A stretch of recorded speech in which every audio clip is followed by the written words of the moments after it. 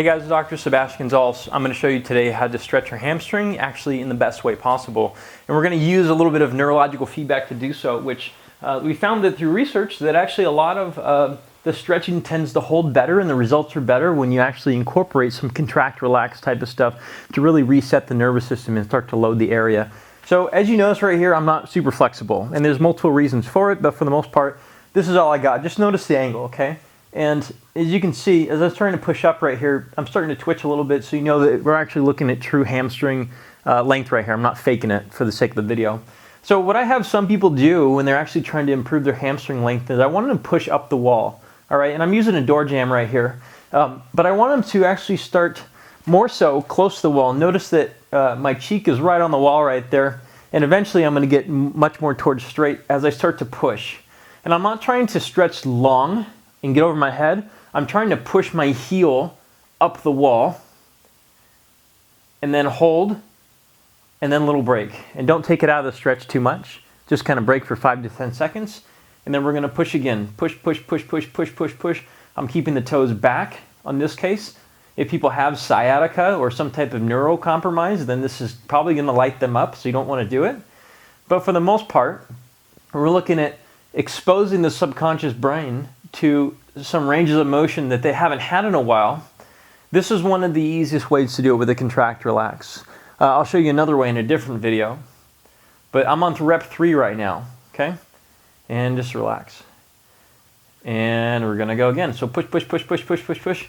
Notice that I'm pretty darn close to the wall now, okay? None of the rest of me has changed, and I'm trying to keep it very simple because I want you to see that you can make a definitive change very quickly. After this, you typically have to load the area with something like a deadlift or a squat or something of that nature. And so when people have a hamstring tightness and they don't tend to lift at all, they don't really lock the results in, so it ends up becoming tight the next day.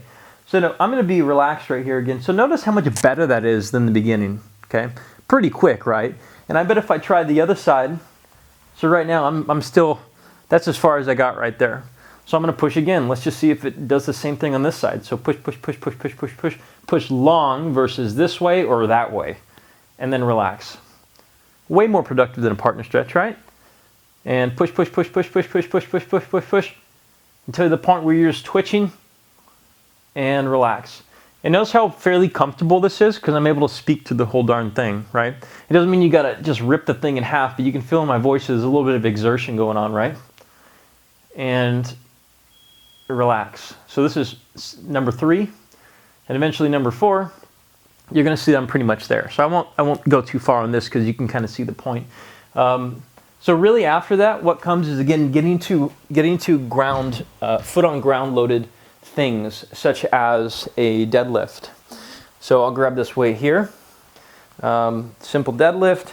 It's between the feet or the arches, kind of like a penguin holding an egg, and you push hip pockets back. Grab the weight, push the floor away, and stand tall.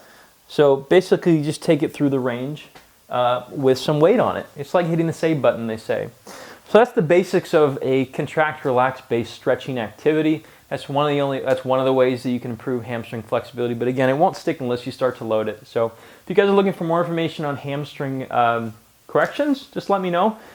Again, hamstring corrections are not always, they don't always need a stretch.